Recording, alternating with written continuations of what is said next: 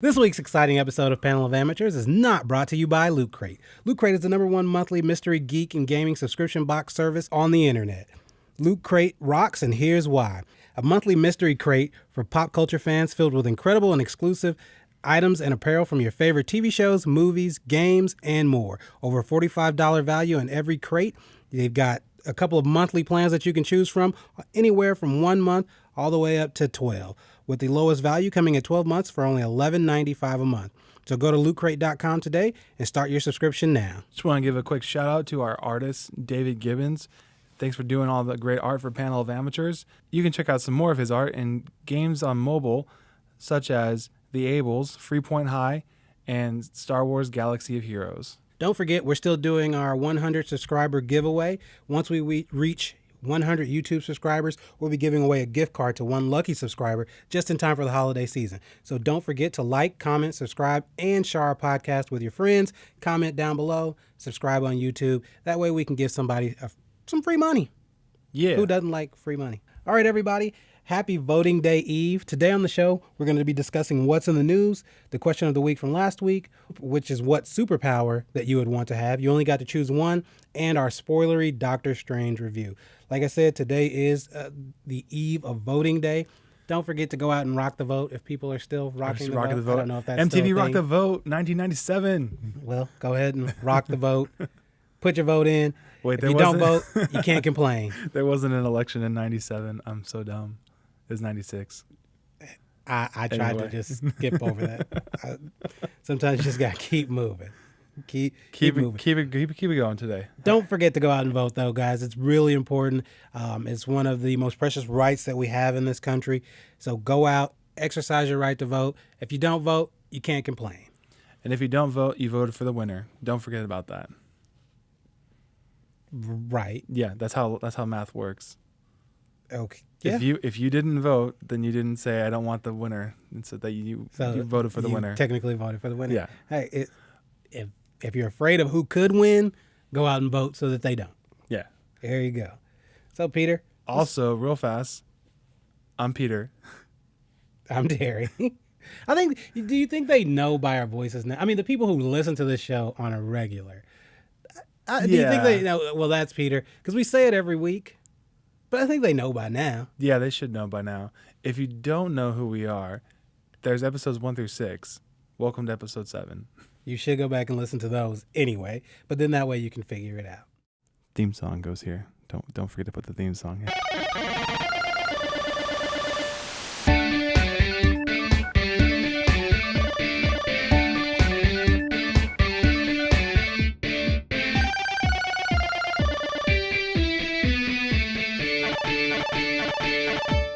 Peter, in the news this week, there's more troubling news from the Batman film, WB, and DC as a whole.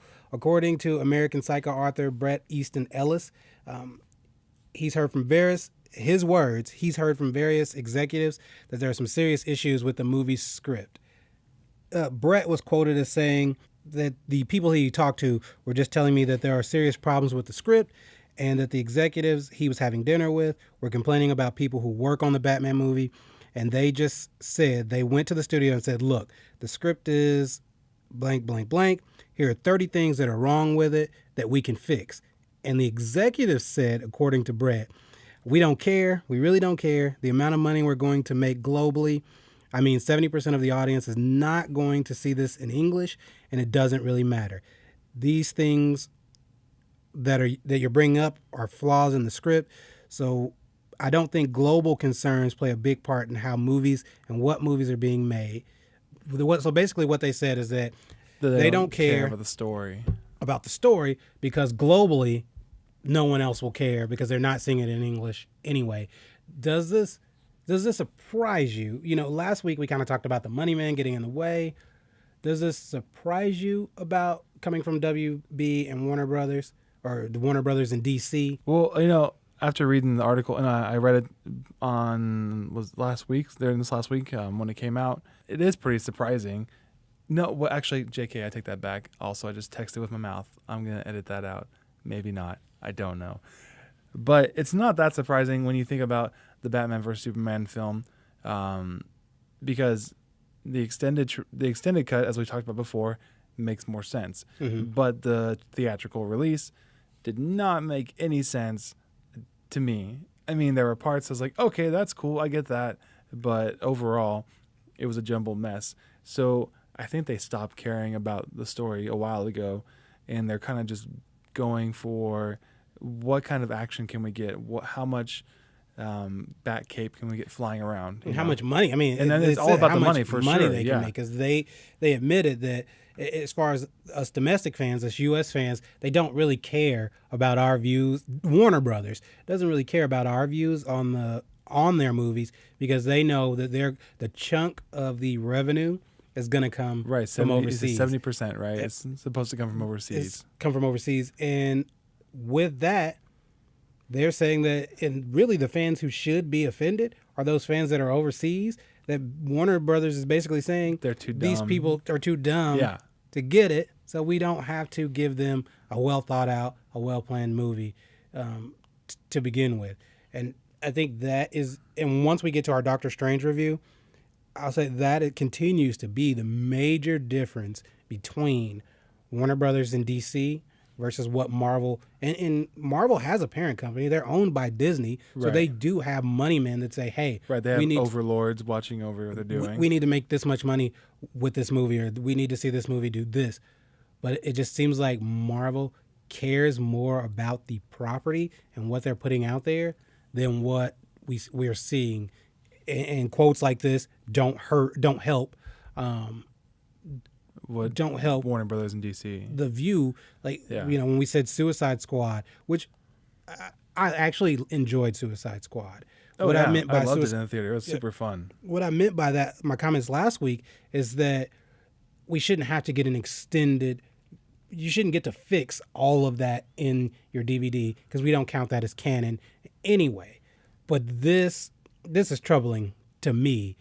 It just goes to show you that Warner Brothers is about big projects and making as much money as they possibly can, regardless of anything else. And I think Marvel understands that if you make good films, people are still gonna see it. You're still gonna make the money. Right. And I don't think Warner's understands that yet. I think it's kind of going in the direction of, let's make as many films as we possibly can, as fast as we can, make the money, and then quit. Like, there's going to be a time, I think, at least maybe, we'll say 8 years from now-ish, that they're just going to stop.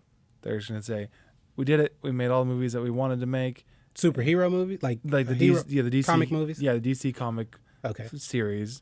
Like, that universe is going to, staying on this track that it's on now, is not going to last more than 8 years from now, because of the habit that they're starting to build up of releasing a half story in theaters and then giving you the extended cut later.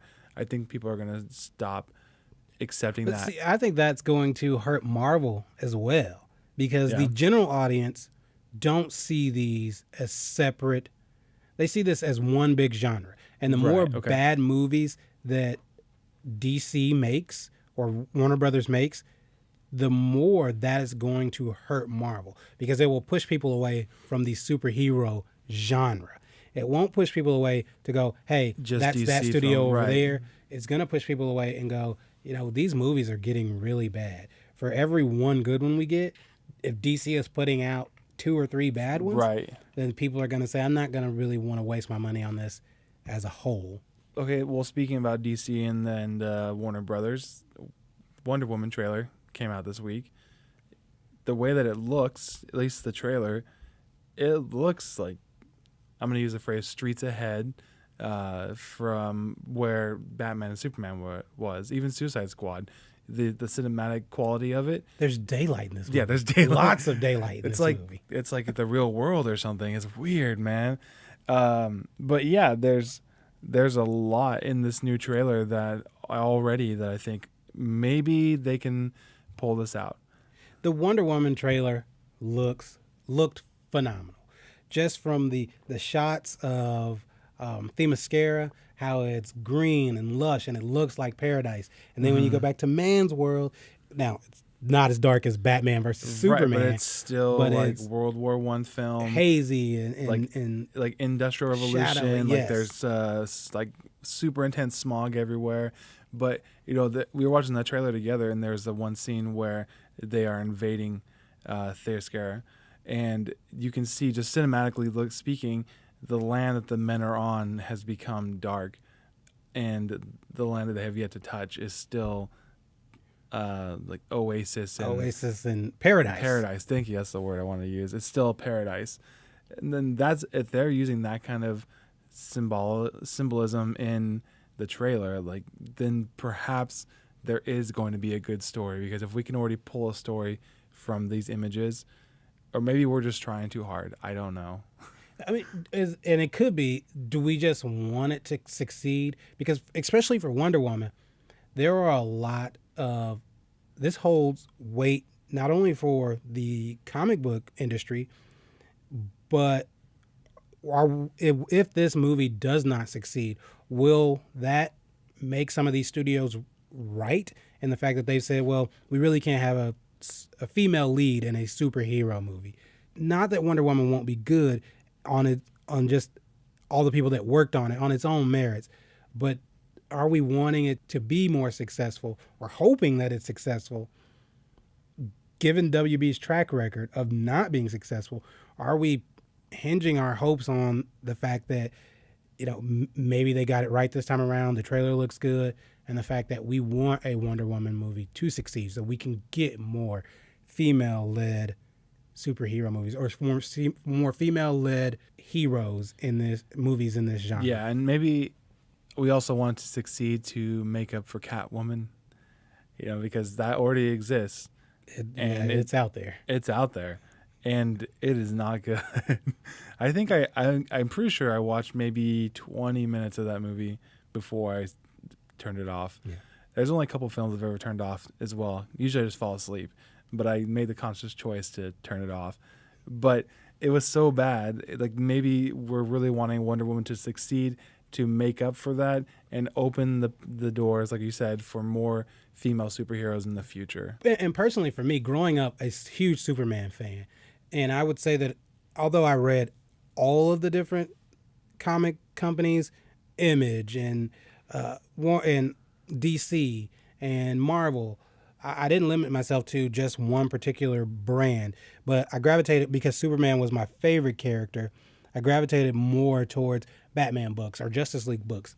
So for me, I want all of these characters, especially the Warner Brothers characters, to succeed, or the DC movies to turn out to be good, because the better they are, the more opportunity I get to see Superman on the big screen. Right. I don't have to wait 30 years in between, Superman 19 in the 70s to the Superman Returns, which wasn't good. It wasn't a good movie, all the way to Man of Steel, which is one of my favorites.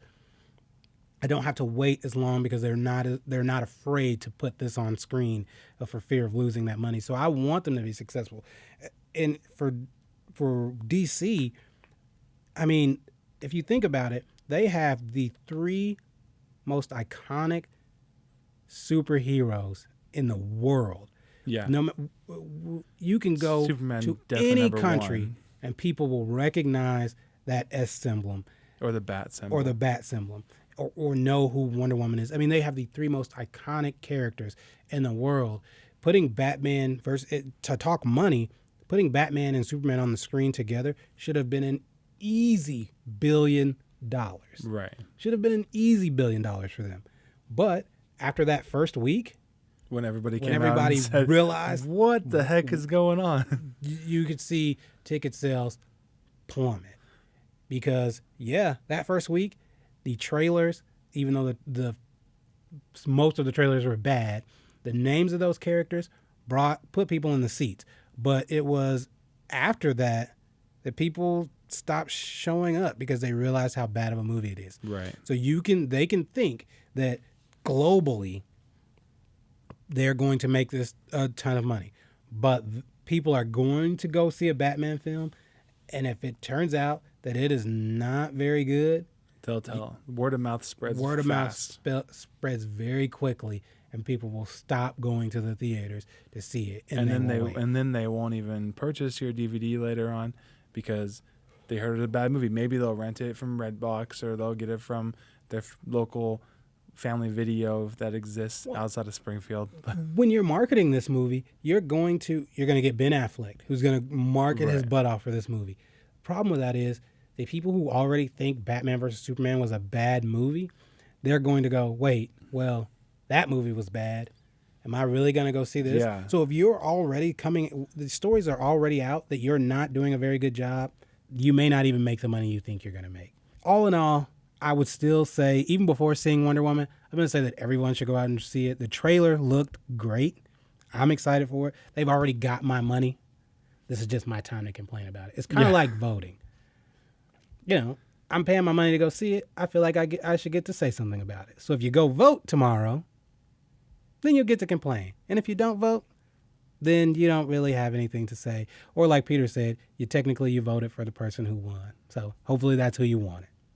One thing I thought of real fast is that because you asked about people that have seen Batman vs Superman and that wasn't a great film, looking at this new Batman film, the turnaround between Superman Returns and Man of Steel was I think 7 years in between, and that gave us because Superman Returns came out in 2006 and then Man of Steel is 2013, I believe. Yeah, so that was 7 years, which was enough time for us to kind of forgive any kind of story plot issues for the next film. This Batman film is going to come out within 4 years of Batman vs. Superman. It's slated for 2018, right? Yeah. Right now? Yes. So, yeah, we're looking at 2 years. Yeah, a 2-year turnaround. And I don't know if that's enough time for people to forgive. Well, and you're also fighting the fact that you're following up this Batman so closely to probably one of the best, not only superhero trilogies, but one of the best movie trilogies of all time in Christopher Nolan's Dark Knight series. So you're fighting that demon. You're fighting the fact that Batman vs. Superman was bad, and you're fighting the reports that this movie is not getting started off correctly. So, this is why I'm scared that 8 years from now we're not going to have comic book movies as much anymore. WB, you're ruining it for everybody. Just take your time and we waited for Marvel to get here. They've been showing. Wait, when was the first appearance of what's the purple guy? We'll call him the purple guy. The purple guy. From Guardians of the Galaxy and. Oh, it was Xander? Oh no, Thanos. We've been waiting for Marvel. I mean, they've been teasing him in movies. We haven't seen him on this anything really major on the screen. Right. We waited. We're allowing you to build to it. We get it. Warner Brothers, DC, they can take their time. They don't want to because they don't care. Yeah, they don't care. And then, like you said, we have the quote about, we're going to make our money in the global market because it seems like they just think all we need is action scenes and a couple dialogue scenes and we'll be good. We're set. So sucks for us. 8 years. We have to sit and watch it. Hashtag 8 years from now. So probably about 14 years too late, but we're getting another XXX movie. This is stay here. Do not leave. It's not what you think it is. Not that kind of XXX. It's the return of Xander Cage. They released a trailer over the weekend, or last week. We both watched it. What are your thoughts, Peter? If I was 14 years old still, heck yeah. This looks awesome. There was skateboarding. There was mountain skiing. There was a motorcycle jet ski. I think that's what I saw. There were scantily clad women. So 14-year-old me is super stoked for this movie.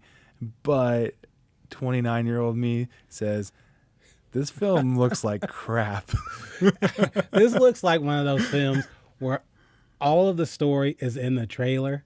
Oh, yes, definitely. And it's filled with action scenes where you can go and just eat popcorn, not even hear anything. You don't have to pay attention to the plot. Not that the movie won't be good, because maybe that is all you want to see at the beginning of summer. You just want something to take your mind off of everyday life. Yeah. Watch stuff explode. Watch pretty girls. I think it's about 14 years too late. In one part of the trailer, they say they want somebody who fights like this guy. So you see this guy run across the screen and do like this the bicycle, the Luke Cage. Yes, across the screen. And my first thought is, he can't do that. He doesn't fight. He doesn't fight like that. Outside of the XXX universe, I guess it is now because it's a trilogy. I mean, because there is was it XXX State of the Union with Ice Cube? Yes. Yeah. That movie is not good. I didn't watch it because the trailer was so bad. And that was like 16-year-old me saying, this looks bad.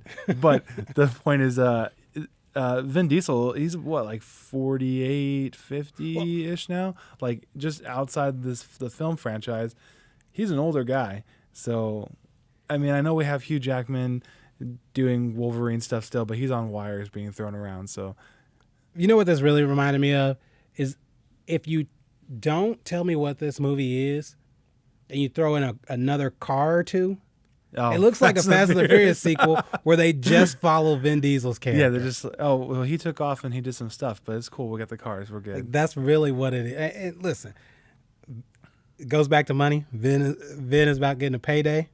Yeah. Well, and this looks like a payday. It is going to make some money, at least $5 million. You know, it's Fast and the fans that he has built with the Fast and the Furious series, they're going to go see this and follow Vin over to this movie.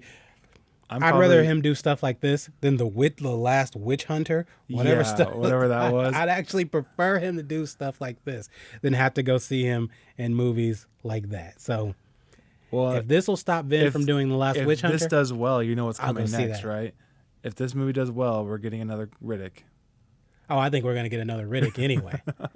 I think in today's Hollywood, it's about being a part of as many huge franchises as you can be. And the more franchises you have, the more work you're going to get.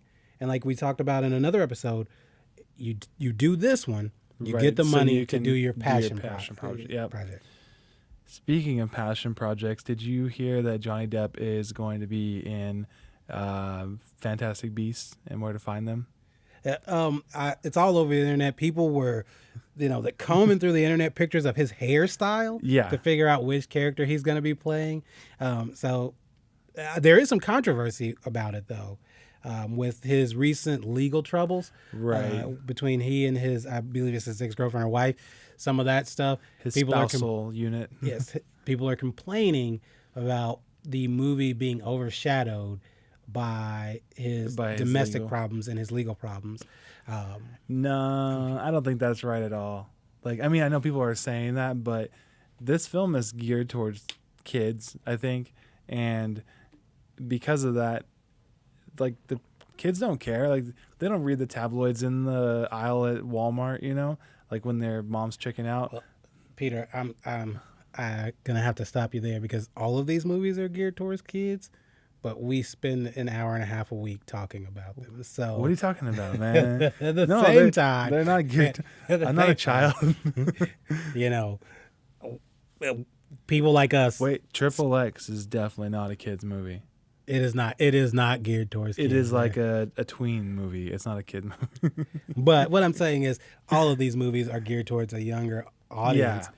But there are people like you and I, or people much older, who are taking younger kids to see these movies, and they know these things. So would you want to give your teenager, if your views, if you know what we're talking about in regards to Johnny Depp's troubles, would you want to invest your money to continue to help him pay his bills, knowing the issues he's had? And maybe that doesn't matter to some people. I think, I don't know. Personally, I try not to look at like the tabloids and what's going on with the famous and the people that are being followed by paparazzi. So for me, if I think the film is worth it, then I'll go. I don't really care what the actor's doing in their regular life, unless like it's like they get caught with child pornography. Then I probably won't watch their movies anymore. That'd be pretty bad. Sorry, that's like the worst thing I could think of. Sometimes our show says Peter comes out of nowhere, and I don't have anything to say. So, in other news, actually in gaming news, this week the latest edition of the Call of Duty series was released over the weekend. Infinite Warfare continues the trend of futuristic warfare for the Call of Duty series. Do you have any interest in this series anymore? The last one that I played Advanced Warfare, and I purchased it, or no, I rented it, sorry, because I didn't want to purchase it. And I really like campaigns, and I played the campaign and it was done in 7 hours. And I thought, some little kid is laughing at you I know, now right? About how long it took you to complete that campaign. They're like 7 hours. 7 hours, gosh. He was probably playing on easy too. Come on, bro. What a wuss. Come on, bro. What a noob. Anyway. Camper. Listen, I have no problem with camping, and I don't care what they say down in the comments. If you don't like camping, let us know about it. But I have no problem with camping. How are you supposed to be a sniper if you're not camping? If you're not camping. Exactly. I paid my $60. I can play how I want to play. Exactly. If I want to sit in the same spot and kill you over and over and over again, does that make me an idiot or you an idiot who keeps running into my line of sight? Not the developer. Well, I guess if you're spawn camping, like that's kind of jacked up. If you can camp a spawn point and wait for people to come back and then just kill them right away. Again, that's still something I don't have an issue with. If I have played the game enough and studied each map to know where the spawn points are, and I can sit there, because they don't spawn. If they spawn people over here, they'll spawn somewhere else. Or if there's an enemy nearby, they'll spawn you somewhere else. All I'm saying is, I can play the game the way I want to play the game. You play the game you want to play the game. So anyway, the new Call of Duty, I don't really care for the newer Call of Duty games, and I think it's because they've become Halo. They've become a Halo game with less aliens. Yeah, they're more about the future. Like, I want to play games with weapons I understand. Right. If I'm playing Call of Duty, I want to go back to Modern Warfare 2. That is the best one for sure. Or even Black Ops, even the Black Ops series of the games. I don't need the super boost jumps, the mech suits, and adding gear to your mech suit. I don't want to do all that. So, and I did play the beta when they released it, I think a week or two ago. But it's not what I'm used to, and what I used to enjoy about the series. Right. I don't, in the commercial it says, "Let's go to space." No, well, I don't really want to. If I wanted to go to space, I'd play Halo. Exactly. So they don't get my money the same way they used to. I'm sure it's still a great game. It looks phenomenal. Yeah, it looks really great. The graphics are amazing, which, I mean, that's part of playing on Xbox One and PS4, is that you have this higher end graphics engine and you can push a lot more pixels. But yeah, I'm just not into the futury techiness of the whole thing that they're going towards. Now, the good news about the Call of Duty series is that each game each year is made by a different developer. So it always been that way, or has it only been after like World at War? I'm not sure. I'm not sure before then, but I know currently these last two have been by different developers for sure. Well, then it goes back a few years. Okay. But like the people who make the Black Ops series, they're a different developer. So each title, it has a different developer. And they're just all under the Activision. And they're all under the Activision Call of Duty moniker. So maybe some of those other developers will go back to, hey, let's put this in more of a modern setting. But I don't. I want to, if I'm looking for a weapon, I want to be able to go look at the weapon and go, okay, I recognize that. Maybe I want to try to use that. Right, like a PP7. Oh, wait, that's GoldenEye. Wrong game. Dang it. AK-47. There we go. I was no good at GoldenEye, so we won't even touch that. Probably one of the most popular first-person shooters of all time. Yeah, but if or sniper rifle. There's particular names or models that I've heard of before, so if I see that, it's easy for me to recognize it and go, okay, that's the one I want to. Right, and with that real world knowledge, you have an understanding of what the physics of that weapon should be. Whereas if we're going into space and we're using laser cannons and whatever else this future tech has, it's harder to get a grasp on what it's supposed to do before you get into the game. And I understand, like one of my favorite games right now is Overwatch, and all the weapons on that game are just, except for maybe, let's see, 3 or 4, 4 characters. Everyone else has just these random weapons, like a gun that shoots sound waves, and Tesla cannon, and plasma rifles, and stuff like that. But that game, I understand after playing for hours how everything works. It is nice in the Call of Duty series before Advanced Warfare to know, oh, I know what a 45 does, or I know what AK-47 does, or I understand this sniper rifle, and you can get into the game faster. There's less of a learning curve. Whereas now it's going to be these people that were on the beta and then bought the game right away. If you jump into this game a month later, you're just going to get wrecked every time you spawn. That's what the people who bought the game early are counting on. That's what they're counting on, definitely. So if you don't agree with us and you have a reason why we should jump into Call of Duty Infinite Warfare, please let us know down in the comments. We're open to giving it a shot. It's just not the same game that I grew to love and that I ended up liking. So moving on to our question of the week from last week, with the release of Doctor Strange and kind of using some powers that have never been seen before in the Marvel Cinematic Universe, we wanted to know, what one superpower would you want to have? We got a lot of great answers from our Twitter and Facebook pages at Panel of Amateurs. We're going to discuss our favorite answers, but we also invite you to keep the conversation going down in the comments below.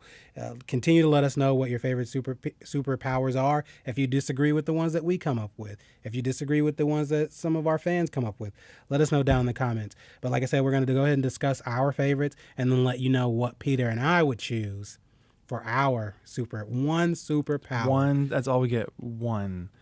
No linking of powers that we came up with. So Peter, shoot, what did our fans come up with? Well, all right, so we got this is about I think it's our second most replied to question of the week, which is really great. We're finally getting a lot of answers in. But it looks like one of the first ones we have is the power to heal. That came from Megan. Super fan alert. That's the thing we're doing now? That's the thing we're doing now, because Megan's a super fan. Megan's a super fan. I don't know what that was. Okay, we'll try that again next week. Super fans. Wait, what qualifies a super fan before I go too far into this?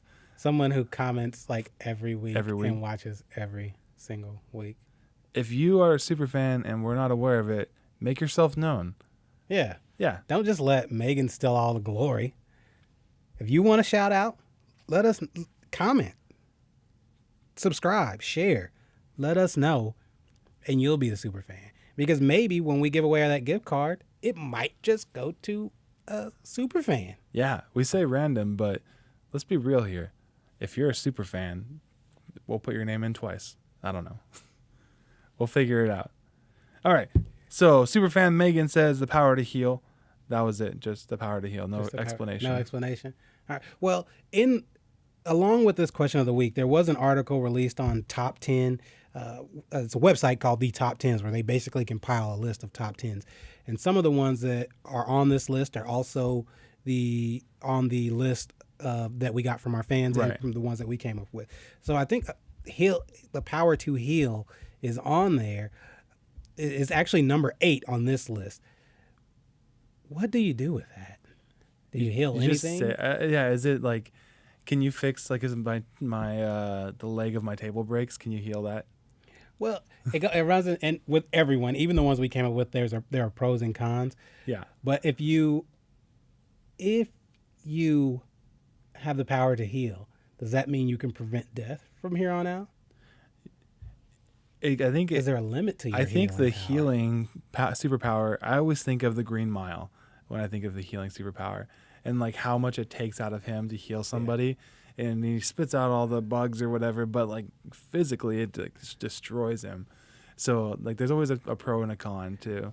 And are we overthinking it? Did she simply mean the power to heal That's herself? and we're taking this way further than what she meant? Megan, you should let us know down in the comments what you actually meant by the power to heal. All right, next we have Kong, who said, super hearing. Wait, I kind of have that already. So telekinesis. Telekinesis. And also, Leanne was the next comment, and she said telekinetic powers would be awesome, but I'd probably only use them to be even more lazy. But she also likes the idea of controlling the weather. But you said telekinetic powers first, so we're going to lump that together. I think Leanne's a super fan as well. Leanne might just be in line for a prize. The only issue I have with telekinesis, and I know that somebody's going to tear mine apart when I get there, is that the sucky thing about it, and if we're saying telekinesis as in also being able to read minds, that's not the same, just though. Move things with your mind. Well, I think when people lump that in, like they think of Professor X. They think of both, right? Yeah. They think of those together, because I do. So you're not lumping those in together. No, when I think telekinetic powers or telekinesis, it is the movement of something using your mind. And that's what the word means.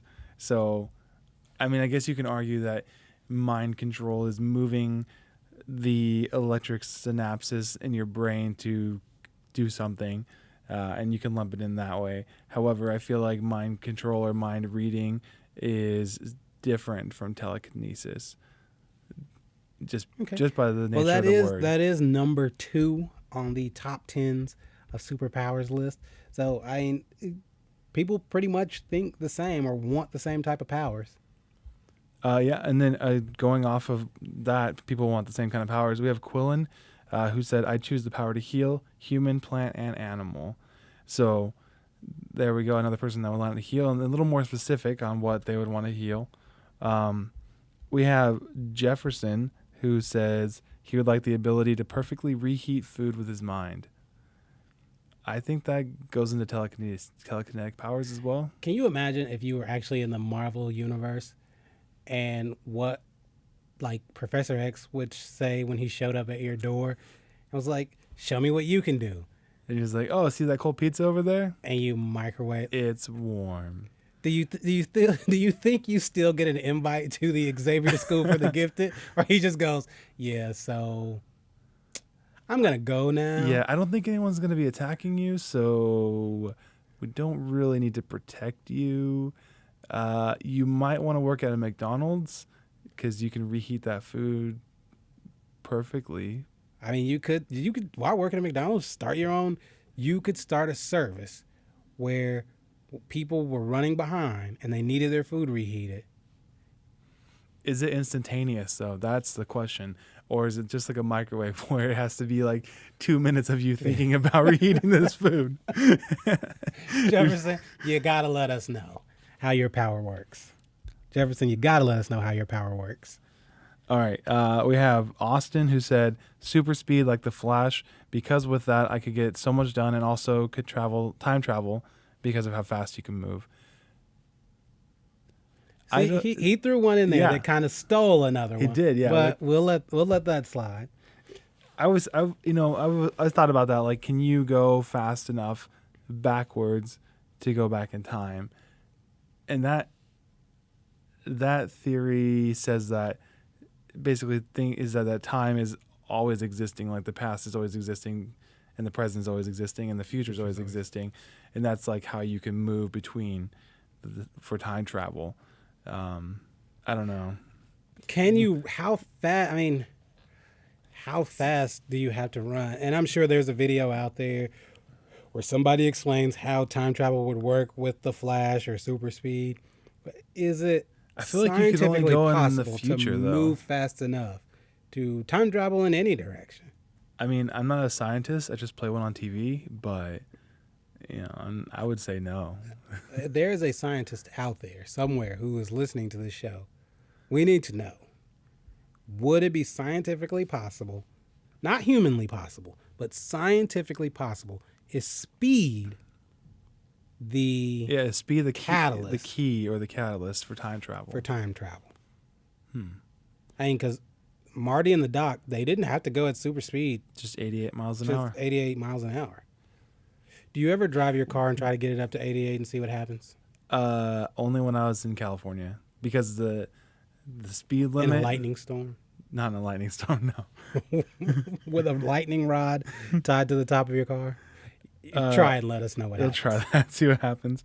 One more thing about Not you about people out there, super because we don't need speed. to be sued for Oh, somebody yeah. tying a lightning He rod. means That was me. specifically a comment for Peter. Do not tie a lightning rod to the top. Megan, I know you're a super fan, but do not. And I know that Megan has a DeLorean, so But do not anchor a lightning rod to your car in a lightning storm and then try to blame it on us. yeah. I mean, we aren't violent video games or rap music, so you can't really blame it on us. But real fast, one more thing, real fast, on the super speed. The idea of super speed, like if you are moving that fast, think about the amount of force that your body would create. So like say you were running or moving in that speed and then you like touch somebody. If you're moving, wouldn't you like just destroy their bones? Like, wouldn't you break someone's bones by touching them while moving that speed? And there are videos out there that explain, if Batman actually used his bat cable, it would actually rip his body apart going at the speeds he's going, Right. And catching himself. Or if Superman actually caught Lois Lane out of the helicopter at the speed he was moving and the speed she was falling, It would crush that she would die. Yeah. And I'm pretty sure there's stuff out there about the Flash and at the speed he is moving, how he would actually, when he's carrying people in the Flash TV show, he carries people when he's running that fast. His body should be made for that, but theirs are Theirs not. isn't, They yeah. should be annihilated when he's moving at super speed. That's one thing that people don't really bring up about the Flash himself, is that even for his body to withstand that type of movement, he would actually have to be like bulletproof. Right. Because he can't, his body shouldn't be able to be broken down by the force of that movement. Science. It is science. And we have one more from Grace. Grace says teleportation or just being really fast. That way I wouldn't be so late all the time. Because Grace works with me and she is always exactly 4.7 minutes late to work. Because if you're 5 minutes late, then you're late. But if you're right within that 5 minute time, you're good. You're good to go. Teleportation is actually number 10. So our fans are right in line with the top 10s list of superpowers to have. Good job, guys. Good job. We were counting on you and you came through. You did it. You are average. Your powers, except for Jefferson's with the reheating food, everyone else's powers seem to be in line with what the rest of the universe likes to think about. All right. Did you have something that hasn't been mentioned that you would want as your superpower? Or even if it has been mentioned. It has been. I always wanted either flight or teleportation, and in thinking about this, I decided to go with teleportation, and here is why. We've talked about what the force of moving so fast would do to your body, and we've talked about like the energy you'd have to expend to heal someone. So I'm thinking that if you're flying, it's the same as running, and the amount of effort you have to put into it. I mean, there's a reason that Superman is so ripped. Flying burns calories. I'm thinking teleportation doesn't require as much energy. If you look at Nightcrawler, he's a pretty skinny dude. He's kind of, and I'm basing this off of these superheroes, not off of science, obviously. But Nightcrawler, he's pretty scrawny in comparison to Superman. And so I think that in being lazy, I would like to use teleportation. Also, the amount of time it takes, because flight, people think, oh, I can use flight to get to work and I don't have to drive my car anymore. Well, you're still expending that time that it takes you to fly from your house to work. And what if you could only fly at the same speed you could run at? Exactly. So teleportation, teleportation, you're just going to instantaneous. And you can, if the reason that you're using flight is to get from one place to another, you might as well just use teleportation. And that's why I chose teleportation. You chose teleportation. Well, the superpower that I chose would be time travel. It was kind of mentioned. It was mentioned in line with the speed force or being fast, super speed. But I would say time travel. Because what couldn't you do if you could travel forward or backward in time? If I get beat up by a bully, Guess I'll just go back in time and not walk that way. And not walk down that street. If I wanted to find out if doing this podcast is the right decision and if we're wasting our time, I would go in the future and say, hey, super successful Terry and super successful Peter, don't break up the band. Stop arguing over who's the best or who wants to go have a solo career. Stay together. That's something that you saw on your way to the future, right? Into the future. Because how, we had so many super fans and we were clamoring, just like voting tomorrow. Peter had his take, I had my take, and we were pulling people in different directions, but we need to just work together. That's what I saw when I went to the future. We need to be excellent to each other. Just because I'm Justin Timberlake, I still need NSYNC. Yeah, and I am definitely Joey Fatone. Yeah, I still need you, Joey. We don't have to break NSYNC up. We can still. NSYNC is definitely the superior boy band to Backstreet Boys, just so we know. Just going to throw that out there. That's an argument for a different day. But no, there's just so much you could do, and I don't really think I would use it to change the past, because changing the past, as you can see in any time travel show out there, you don't know what your present will turn into, right? Or you'll get stuck in a loop. I always think you'll get stuck in a loop because if you change the reason you needed to go back in the past in the first place, wouldn't you have already gone back to change it? So you're just kind of stuck in this loop of changing this over and over and over again.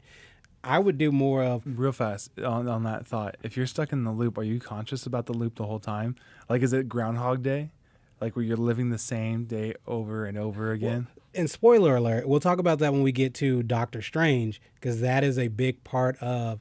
That is a part of the plot device in Doctor Strange, is getting stuck in a time loop. And he is aware that he is in this time loop. So is the other person in this time loop with him. So if you are aware, that would suck. Yeah, it would really suck. Heck, if not being aware would suck. But I would probably say I would do more figuring out the future, knowing what steps to take or what. So you would biff it up? I would biff it up, which is kind of selfish in itself because my future self, while I'm not changing my present, I guess I would be changing my future self's present. Are you though? Present. Because it's the future. So you're coming back to the past where you live now. But so your future self has already if your past, present, and future are all existing at the same time, then yes. Dun, dun, dun. Time travel is so hard. Yes, we've had many discussions about this and alternate universes and are you creating a new universe every time you travel? Every time you make a decision, even now, every time you make a decision. Because I'm looking to the left, did I create an alternate universe where I look to the right? Because I forgot my computer this morning. Is there a universe where I didn't forget it and I had all the answers that I wanted? Well, no, I have my phone still. We're good. Never mind. There you go. So if you're still interested in continuing on to find out what the rest of this list, they did expand it past 10. You can go to thetop10.com or thetop10s.com /best superpowers. They've got a lot of other great top 10 lists on there that you can look through. You have the ability to come up with your own, but you can check them out. And we'll also post the link in the descriptions if you want to go in and find that article. So here we are at the meat of the show. What everyone stuck around for was our Doctor Strange, my Doctor Strange review. So, spoiler alert, I did not see the film this weekend. Peter, you have one job. I actually have to the show. Okay, I was like, I actually have like 3 jobs, but in relation to this show, you got one job, and that one job. So watch this one movie. When we first started this out, we kind of mapped out what our shows would be about for the first couple weeks. Then when we got to that point, we mapped out a few more. Doctor Strange was on that map. It was on that map. There was definitely a pit stop for Doctor Strange and Coke. I was supposed to pick up some Coke as well. Coca-Cola. There was Luke Cage. There were Doctor Strange. We talked about there was Walking Dead. There was Magnificent Seven. We did those things. Star Wars Rogue One. And you dropped the ball. I dropped the ball. So Doctor Strange was released in the U.S. market this week. I'll give my thoughts But first, be careful for spoilers. If you don't want to be spoiled, this is your time to look at the time codes, skip to something else, go back out and check out another portion of the podcast. Other than if you're still here, you don't care about the spoilers. So here we go. Oh wait, I'm gonna leave the room. No, because I'm gonna edit this, so I'm still gonna listen to it. There you go. Never mind. So I really enjoyed Doctor Strange, and we'll give you our rating system at the end of this and tell you what we thought. Tell you what I thought about the movie, And I'll tell you what I thought from the trailers. There you go. Marvel has another hit on their hands, like Guardians of the Galaxy. I would say this feels to me like a Guardians of the Galaxy. Iron Man, the first Iron Man, where they took a shot in the dark just to see if a character who, let's be, like I said before with Warner Brothers, this is not one of the big three. People are going to say, oh, I've been reading Doctor Strange since forever. The majority of you have not. I didn't even know that he existed. I'm going to be honest. But like I said, Marvel has another hit on their hands. It wasn't perfect, but it exceeded my expectations. We've talked for weeks about how, this is kind of a swing in the dark, like Guardians of the Galaxy was. Marvel is just trying to see what they have, what they can get people in the seats in the theaters to see. I'm trying to decide whether I want to give you my likes or dislikes first. Because like I said, it wasn't perfect. But you should always go with dislikes. It was really good. All right, we'll go with the dislikes. The only part, and it's not that it was a bad ending, but the ending fell flat for me. I expected this big battle between he and the bad guy that you see in the trailers, the guy with the burnt out eyes, right. That goes by Caecilius in the movie. So basically, Caecilius is of the same group of teachings that Doctor Strange is a part of. They are not there at the same time, but they find out that Caecilius doesn't necessarily believe in the way that they were being taught anymore, and he wants to follow this demon that we know called Dormammu, who lives in the dark dimension. So he wants to open up a rift to let Dormammu into our world to take over and be a part of Dormammu's enlightened ones. And that puts him directly in conflict with our hero, Doctor Strange. And the movie builds this conflict between he and Doctor Strange and he and the Ancient One, and we don't get the payoff of them finishing their battle. The end of the movie, we don't get to see their final fight. It builds up to it, and then it changes course to end a different way. While it wasn't bad, the ending, I didn't dislike the ending. It just, I got this build up to this battle that I didn't end up getting. And that was really the only dislike I had about it. So again, I'm not even saying that the ending was bad. I'm just saying that they took you in one direction and didn't give you the payoff of that. So was there a reality change? Is that what happened that stopped it? How much? I know I gave the spoiler warning. How much spoiler do you want? So basically, and I answered your question for you because I'm just going to do it. Yeah. So basically, there are three basically houses that protect the world from our world from the dark dimension. There's one in New York. There's one in London, and I believe the other one said it was in Hong Kong or Japan or something like that. And the one in London is destroyed. The one that Doctor Strange gets to the point where he's protecting in the movie has been attacked a couple times. So the Caecilius and his sect move on to the one in Japan. So they are destroying it they have destroyed it by the time Doctor Strange gets there. So there's really only one left in New York, but you can see this rift starting to form and Dormammu starting to come over into our dimension. Doctor Strange realizes that he has realized that he has the time gem, which is an infinity stone. If you've been watching the other Marvel movies, you know what these mean. He doesn't know it's an Infinity Stone at that point, but he knows that he can manipulate time with it. So what he does basically is he rewinds that destruction to go back in order to stop it. So he rewinds it, and as we're about to get to this battle between he and Caecilius, he gets an idea in his head that the battle's not really with Caecilius. If he can talk to Dormammu, then he can stop Dormammu from even wanting to come to our dimension, and he can end things that way. So he freezes everyone else in time.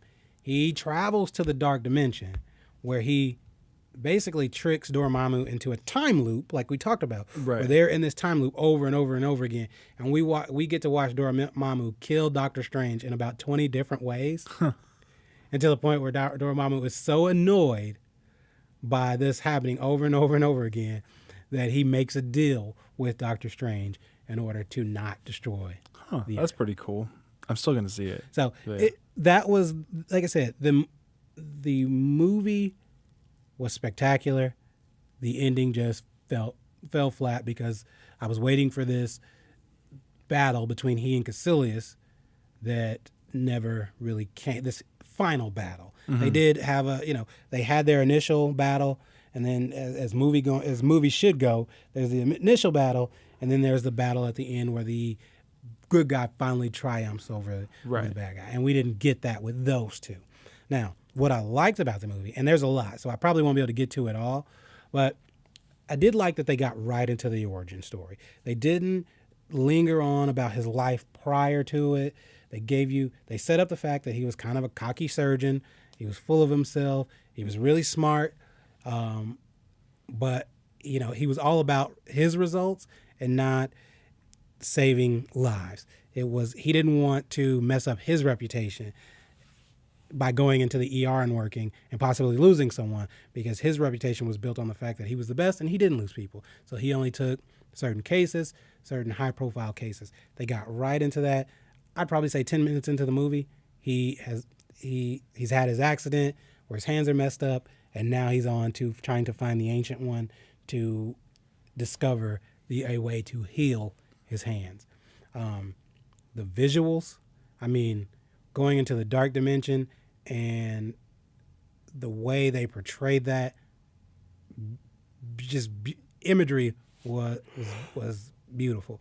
Things that we haven't gotten a chance to see in the Marvel Universe. We saw a little bit of it in Ant-Man when he shrunk down to the atomic level or whatever they called it in that. But the visuals are spectacular. Martial arts in this universe is also something we haven't gotten to see outside of the Netflix shows with Daredevil. I thought that was refreshing to see not just brutes battling it out, but people who were skillful and graceful when they fought. And they didn't shy away from magic. Going into it, I thought they would go, well, it's science-y. But they didn't shy away from it, and even Doctor Strange in the movie made a crack about this is when the Ancient One was trying to explain to him how this works. He went to school and he was book smart. This is ridiculous. This is spiritual healing. Right. And you're right. What we do here is magic. And they moved on. They just kept it going. Yeah. Just kept it going. I thought Benedict Cumberbatch, Bagels, Snarf, Snickles, however you pronounce his name. Benedict, we know you're watching. If we're not pronouncing your name correctly, let us know down in the comments. We know you're watching, and we just want to pronounce it correctly for you. He was perfect casting as Doctor Strange. How is his American accent, though?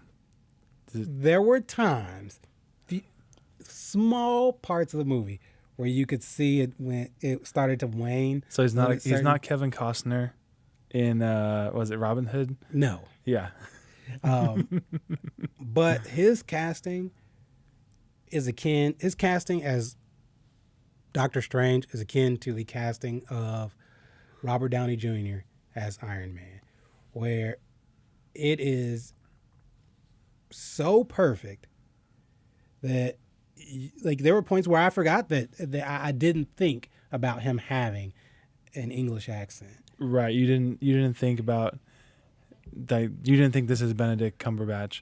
This is Doctor Strange. Yeah, I was able to get lost in the movie, and a lot of movies I'm just not able to do that in. Marvel is just smart in what they're doing with this movie.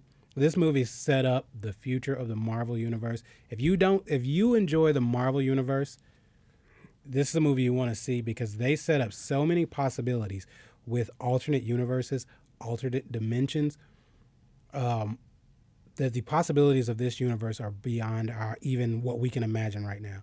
And what I mean by that is, so the Ancient One is explaining to Benedict that you are a grain of sand in the actual infinite number of universes, multiverses, dimensions, possibilities. Marvel basically gave themselves the opportunity to make anything they want. And happen. if it fails, they go, alternate this universe. is the alternate universe. But if it doesn't fail, they could do Marvel Zombies and just go, yeah, this is a different universe. They could basically fall all into their comic book history. They could do Marvel, the Ultimate Universe, 616, which is their normal, regular universe. They could do anything they want now, and they've already explained the fact that, no, this doesn't. If they want to change Iron Man and say Tony Stark is no longer Iron Man because we don't want to pay Robert Downey Jr. anymore. Didn't they just did that in the comics, didn't they? Iron Man is now a young black girl? Yep, Iron Man. In another comic book, he's also, Dr. Doom is now Iron Man. Oh, yeah, that's right. They could do anything they want with their cinematic universe now off of a 5-minute scene, maybe. It made sense. Which is good because the Avengers cast, if they want to recast them and spend less money, absolutely, it's super easy. No. They want to try things. They want to, like I said, they want to change Iron Mans. They want to go with a different version of Iron Man or a different actor as Iron Man. Right. And it doesn't work. You know what? That was the alternate universe, or that was a different universe. They want to. They've got a hold of Spider-Man now. Let's just say they want to make those Spider-Man movies with Peter Parker, and they want to make a Spider-Man movie with Miles Morales. You can do that now because you can say different universes. These are different universes. When characters don't show up in these other movies, because we all expect these are all connected. Why aren't these people coming along? Well, these are different universes. These are different timelines. Timelines, different dimensions. So you're getting a great story. You know, Marvel can do it. Apparently DC can't, but you're getting a good story that works. The characters work. The visuals work. It's Inception for superheroes. You got buildings folding, stuff moving around. I mean, martial arts. Imagine if Inception was a martial arts movie with superheroes. So they're bending buildings. 1 minute they're running down the street. Someone bends reality, and now they're running up the building, and up a building as opposed to what? And it bends again, and they're falling. But they also had an explanation for that and why the regular people weren't seeing those things or weren't experiencing those things, because they were traveling in between the dimension and manipulating that. You just, it's one of those things where I guess I really have to watch it. You're really gonna have to go see it. But okay, so explain speaking of that, explain our rating system, and I'll tell you what I thought. All right, so if you remember from episode 1 where we set up our rating system, we have a 4-tier rating system, and that's go see it in the theater, rent it, catch it if it's on TV, or just don't see it at all. Turn the other way. So on our 4-tier system, Terry, where do you place Doctor Strange? I think to get the visual and just to see this movie for how it's meant to be seen, you have to see this movie in the theaters. So real fast, on that, should I see it in 3D IMAX or should I watch it in regular? I did see it in 3D IMAX. I am not a fan of seeing anything in 3D IMAX, but everything else was sold out. Thanks, theater that I'm not going to mention. But I'd say you could see it on the regular screen and still be okay. They didn't shoot. There was nothing really 3D about it. But I would say that this is a movie you have to see in theaters. I liked it. It brought me back to the feeling. It made me feel the same way I felt about the original Iron Man when a sense of wonder, in the sense of this is new ground. You know, we've done Batman before, right? We've done Superman before, but to be getting these characters where we've really never seen their powers on screen before, to be introduced to it's kind of like Guardians of the Galaxy. The reason that one of the big things about Guardians of the Galaxy for me was it was world building. It showed you that there's more to this than just, you know, super soldier serums and well, for Marvel Universe, there's cinematic universe. There's more than just because it's separate because of Fox. Yeah, there's more than just the, you know, super soldier serum or a rich billionaire that's got this tech or the Hulk, gamma rays. You know, that there is more out there. There's aliens. Like, there's so much about this universe that we don't know. And Doctor Strange even was able further to expand upon that there's much more to this Marvel universe, and that we will, not only is there much more, but we're going to be getting much more out of this universe than we ever thought we were going to be getting. That's really exciting. I would say go see it in theaters. Peter, you should have seen it last week. I'll give you a pass. You can go see it this week. I'll see it this week, and I will maybe give like a 2-second thing next time. Tell us how you felt about it. Now my problem is I've hyped you up for it. Is it going to live up to what you said? But on the other side, you've hyped up our fans and super fans to go see it. So I will be now in their place, and I will let you know if your hype is real. The hype is really real. No, listen, good movie. Get you some popcorn. Get you some snacks. Go see it. People in the theater seem to like it. There are 2 end credit scenes. One that relates directly to Doctor Strange, and one relates to the larger cinematic universe. So go see it. Like I said, I thought that the ancient one, Tilda Swinton, she was great in the movie. The guy who played Mordo or Mondo, whatever, he was great. Benedict Wong, who played Wong. Wait, there's 2 guys named Benedict in this movie? Yes, and one's Asian. What? And he plays a character named Wong. Mind blown. I think it was all around great casting. When I saw the previous trailers with Caecilius, I was like, the trailer looks good, but what's this guy about? And I even liked that. I even liked the explanation for why the motivations behind his character. One of the low points for most Marvel movies is that they don't really flesh out their villains very well. I wouldn't say they did a great job of fleshing him out, but we were constantly getting more and more story as we were getting Doctor Strange's story.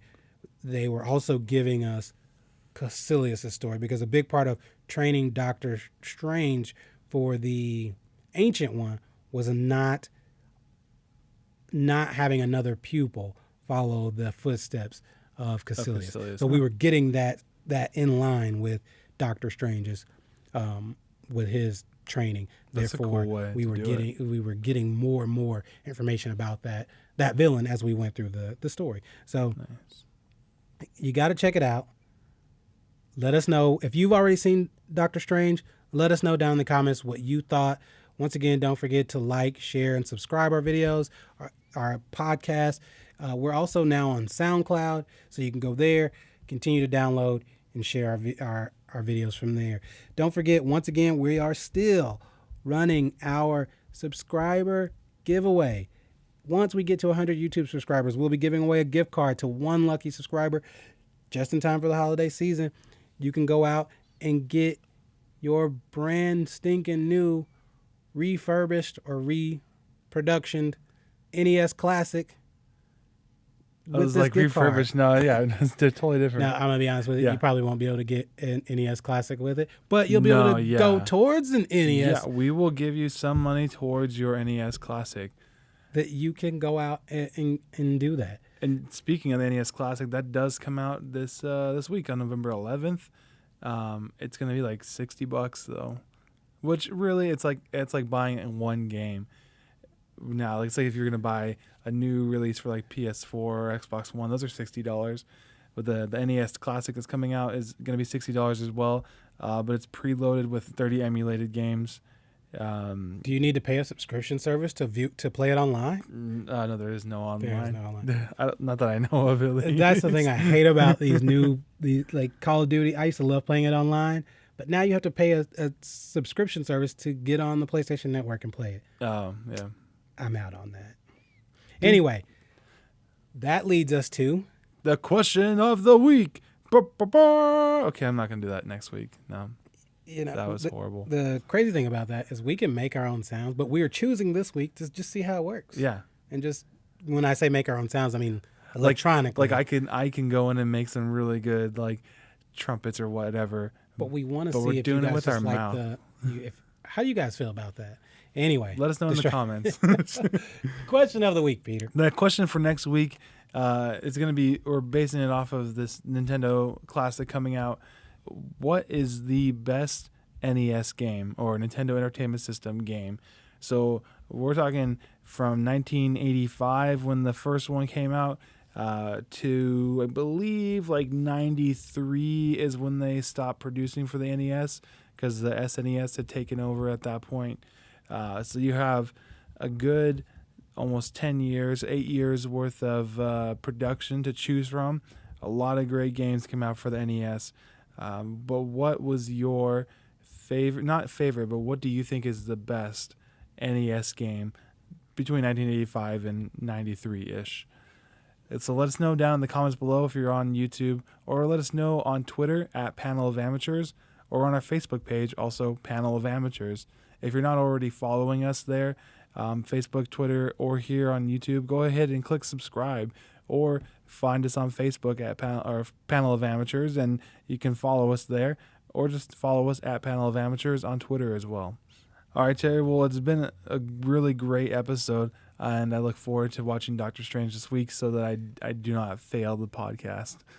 We're going to be reviewing another movie next week. We're not going to say what it is so that Peter has an opportunity to watch it.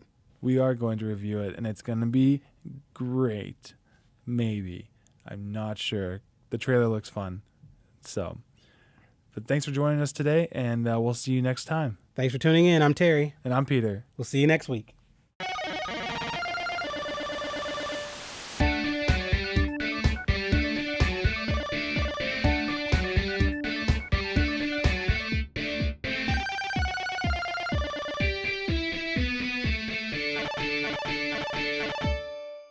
So, amateurs, if you missed last week's episode, you can watch that episode here. And if you missed the weekend before that, you can watch that episode here.